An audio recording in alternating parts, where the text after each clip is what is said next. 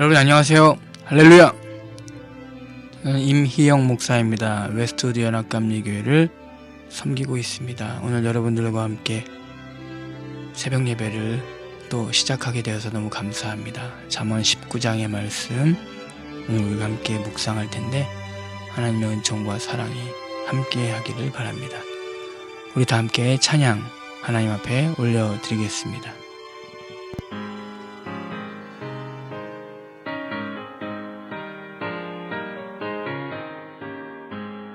십자가를 가지고 주를 따라갑니다. 이제부터 예수로만 나의 몸에 삼겠네.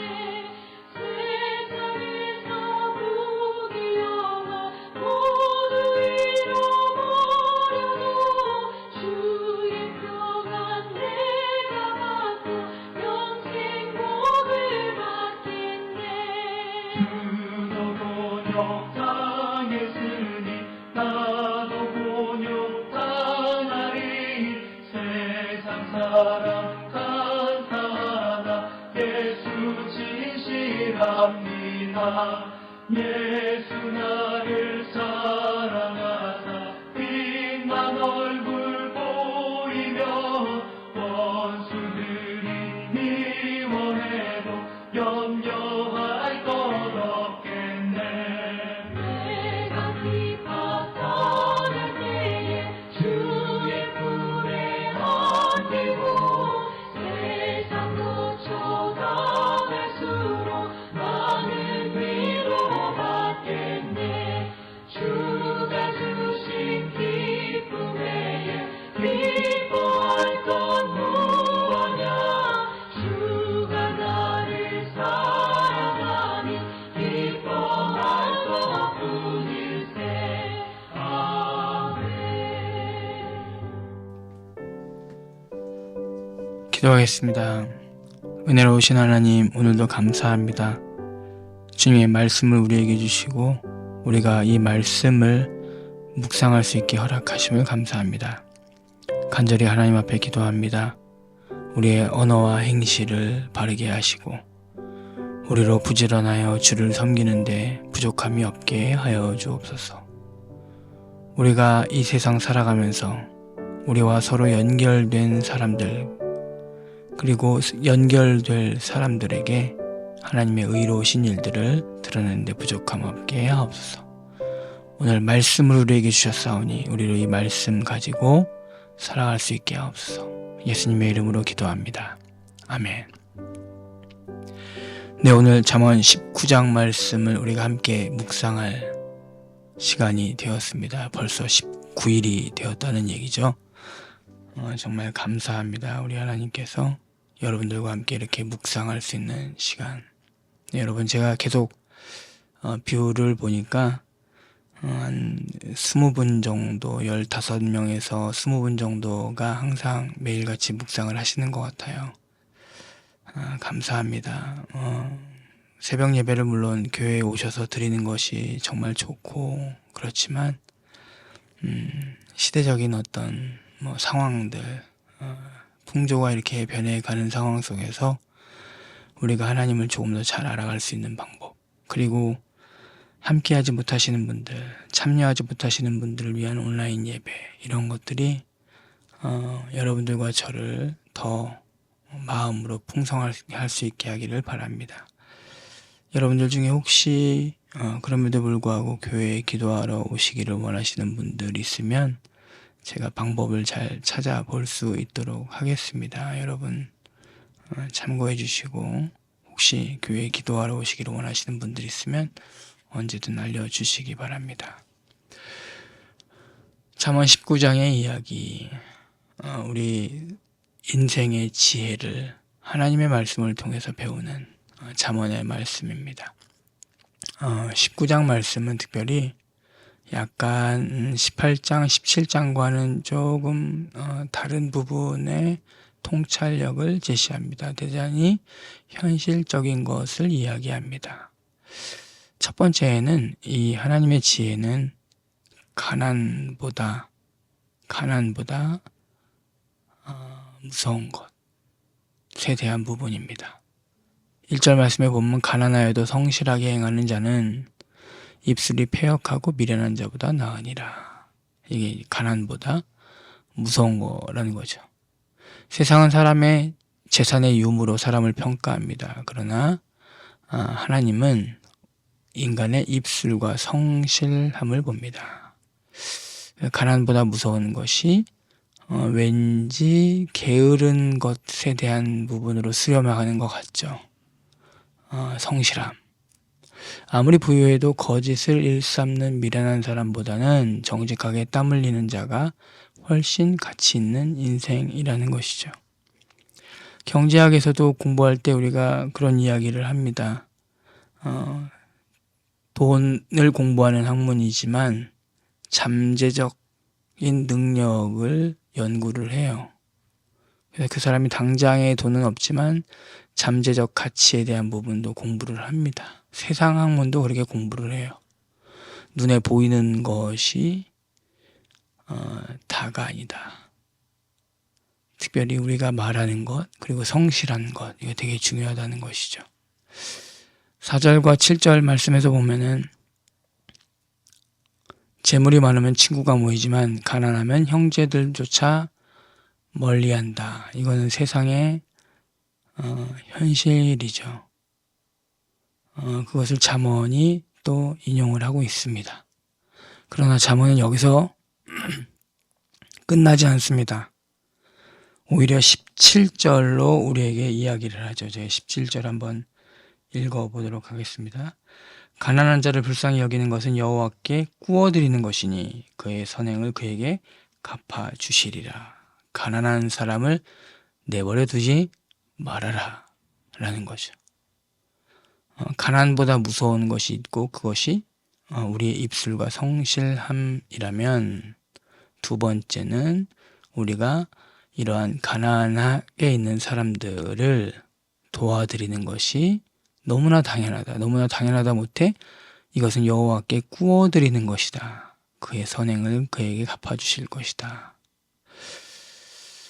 이것은 우리 인간의 어떤 현실적인 계산에서 하나님의 보응으로 옮겨가는 과정인 것 같습니다. 파울로 프레이리라고 하는 브라질의 교육학자가 있어요. 사회를 개선시키는 아주 유명한 파울로 프레이리라고 하는 학자가 있는데, 이 사람은 가난에 대한 부분을 인간이 하나님에게 주신 그 자유, 그것을 박탈하는 어떤 그런 결과물로도 보는 것 같아요. 가난과 게으름. 가난한 나라 사람들이 가난하죠. 게으르기도 합니다. 그런데 그 게으름이 잠언에서 말하는 그 게으름에서 연결되는 그 게으름이 아닙니다. 왜냐하면 세상에 믿을 수가 없는 거죠. 은행도 믿을 수가 없고, 우리 미국이나 한국은 그런 경우가 거의 없습니다만, 중미, 남미는 은행을 믿기가 어려워요. 그래서 하루 벌어서 하루 쓰는 게 가장 현실적이고 효율적인 방법이에요.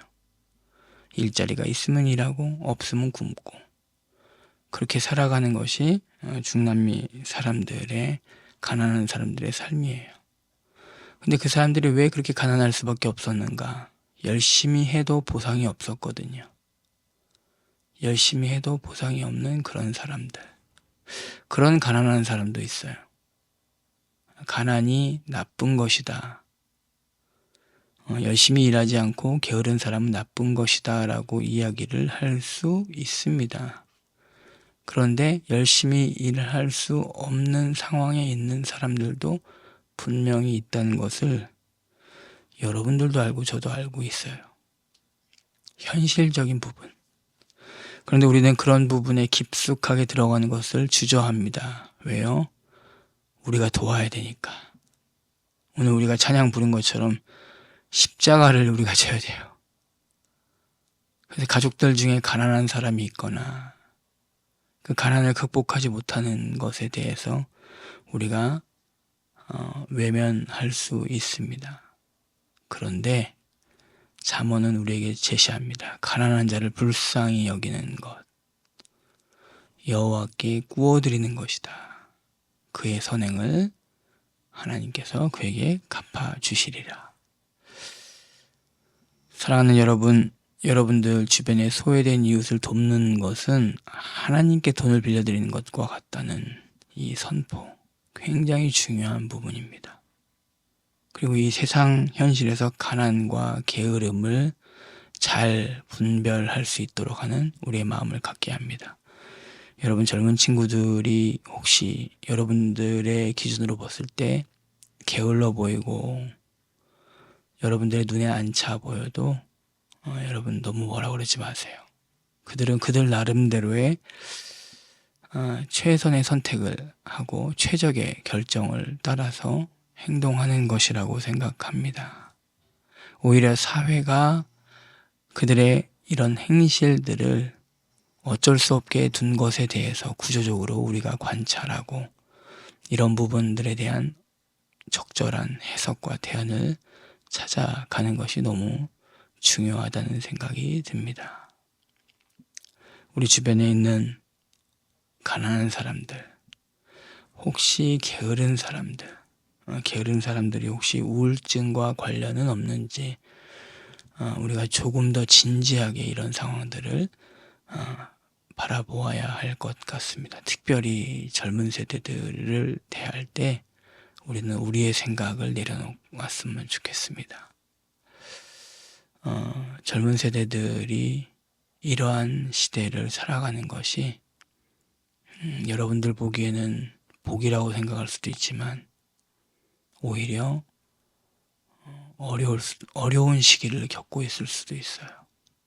인구가 급감하고 있는 상황에서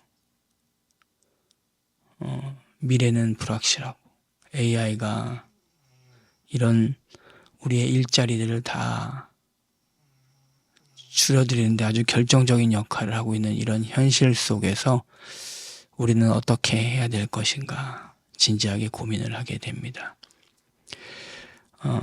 아까 이제 첫 번째, 두 번째 이야기를 드렸고 세 번째는 그렇다고 한다면 최종 결정권자, 우리 인생의 최종 결정권자는 누구냐? 잠언 21절에 보면 19장 21절에 보면 사람의 마음에는 많은 계획이 있어도 오직 여호와의 뜻만이 완전히 서리라. 우리가 아무리 완벽한 계획을 세워도 역사를 주관하시는 분은 하나님이십니다. 그래서 오늘 23절이 여러분들과 저에게 이렇게 말씀하고 있습니다.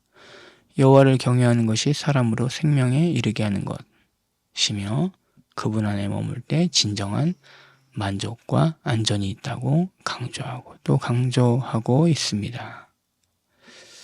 마지막으로 13절과 14절 다시 앞으로 돌아가서 이야기합니다. 미련한 아들은 그의 아비의 재앙이요 다투는 아내는 이어 떨어지는 물방울이니라. 집과 재물은 조상에게서 상속하거니와 슬기로운 아내는 여호와께로서 말미암느니라.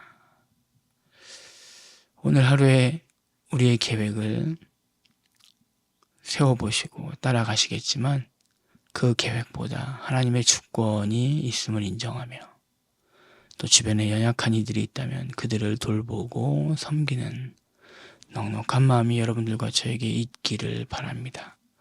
판단하고 정죄하지 않고 그들을 품고 그들을 돕고 혹시라도 가난한 이들을 도울 때 하나님께서 여러분들과 함께 하시고 하나님께서 여러분에게 복 주심을 믿으시기를 바랍니다. 기도하겠습니다. 우리의 삶의 주관자 되시는 하나님, 오늘 우리의 입술에 정직함을 주셔서 가난에도 성실하게 걷는 지혜로운 자가 되게 하옵소서. 도움이 필요한 이들을 볼 때 주님께 구워드리는 것보다는 주님 것이니까 기쁜 마음으로 우리가 긍휼을 베풀게 하옵소서. 우리의 마음에 수많은 계획보다 오직 주님의 선하신 뜻만이 우리의 삶에 온전히 설 수 있게 하옵소서. 오늘도 주님을 경외함으로 생명과 만족을 누리는 우리 모든 성도님들, 복된 하루 보내게 하옵소서. 우리의 참된 생명 되시는 예수님 이름으로 기도합니다. 아멘. 이제 잠언 19장 말씀 함께 합독하시겠습니다. 잠언 19장. 가난하여도 성실하게 행하는 자는 입술이 패역하고 미련한 자보다 나으니라. 지식 없는 소원은 선하지 못하고 발이 급한 사람은 잘못 가느니라. 사람이 미련함으로 자기 길을 굽게 하고 마음으로 여호와를 원망하느니라. 재물은 많은 친구를 더하게 하나 가난한즉 친구가 끊어지느니라.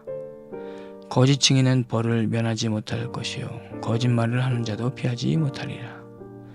너그러운 사람에게는 은혜를 구하는 자가 많고 선물 주기를 좋아하는 자에게는 사람마다 친구가 되느니라. 가난한 자는 그의 형제들에게도 미움을 받거든 하물며 친구야 그를 멀리하지 아니하겠느냐. 따라가며 말하려 할지라도 그들이 없어졌으리라. 지혜를 얻는 자는 자기 영혼을 사랑하고 명철을 지키는 자는 복을 얻느니라. 거짓 증인은 벌을 면하지 못할 것이요 거짓말을 뱉는 자는 망할 것이니라. 미련한 자가 사치하는 것이 적당하지 못하거든 하물며 종이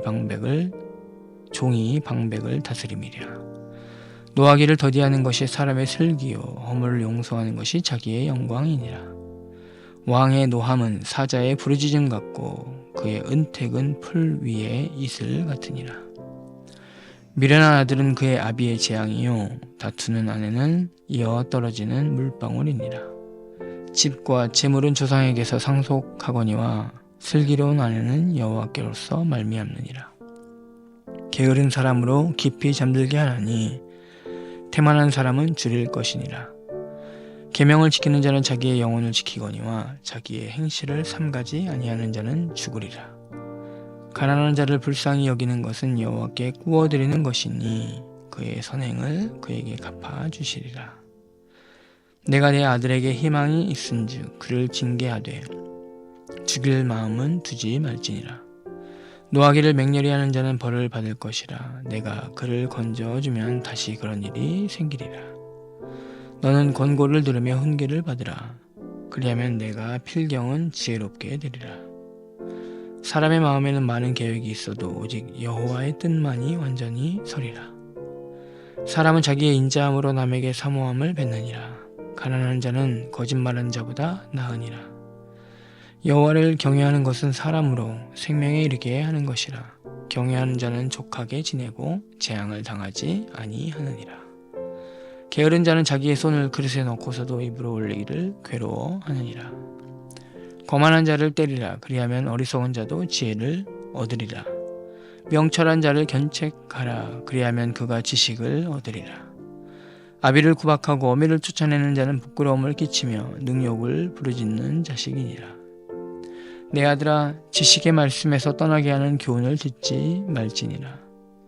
망령된 증인은 정의를 업신여기고 악인의 입은 죄악을 삼키느니라. 심판은 거만한 자를 위하여 예비된 것이요 채찍은 어리석은 자의 등을 위하여 예비된 것이니라. 아멘. 이제 다 함께 하나님 앞에 기도하는 시간 갖도록 하겠습니다.